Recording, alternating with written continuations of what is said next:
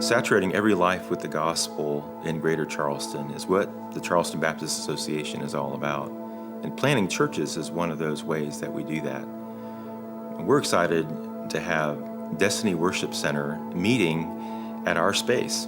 Our office has buildings where we have a chapel that seats about 200 people. And it sat empty for the past 2 years until God brought Larry Goss, who had a burden for the city, and a burden to reach into the Dorchester Terrace area.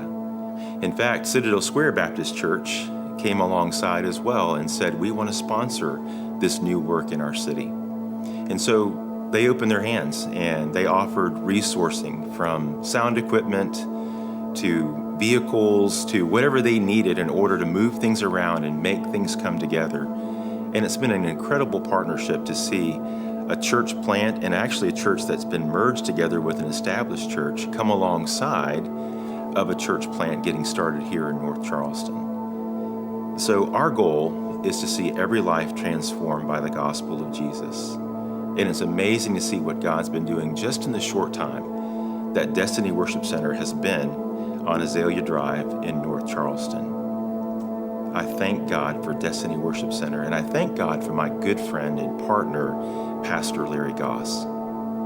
Several months ago, God has laid on my heart to plant a church in an area that where there was a lot of unchurched people. My passion for that came about when I have taken several missionary journeys down to Uganda. After coming back from Uganda, just riding up and down Rivers Avenue, praying, God, what direction would you have me to go? There are some hurting people in this area, in this world, that needs to hear the gospel. The Destiny Worship Center is located in the Charleston Baptist Association building. We have been there since May of 2017 this year here. We have made a great impact on that community and in that community. We're not only in the community, but we're a part of the community.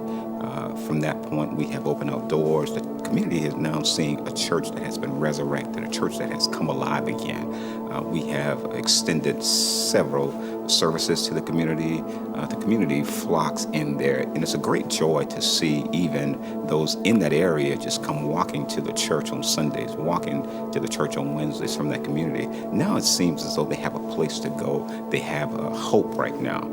We're building trust with them as well. So it's really a great joy to be there. It's an honor, it's a privilege. There's a young lady who lives in the community. She has 3 children. She realized that a church was there now. And she walked to the church one day and she saw me, and she and I were talking. She stated to me that she's trying to get off of drugs. She's trying to find a place for her and her children to have a safe haven. She had no clue what to do. So after our conversation, I invited her to worship service. She came that following Sunday with her children. And from that point, she would come every Sunday. Not only did she come every Sunday, she was one of the first candidates for baptism through the worship service, as well as her children now sings on the children's choir.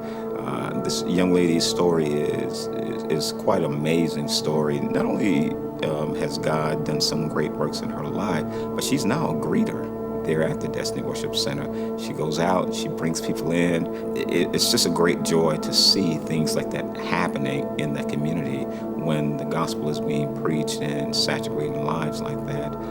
Craig, his staff, and the rest of the folks from Citadel Square Baptist, they have been just, words cannot describe how helpful they have been, how supportive they have been. But I do believe that we're making a great impact in that community. Myself, my family, my team, and even the membership there. We're doing some great works in the community.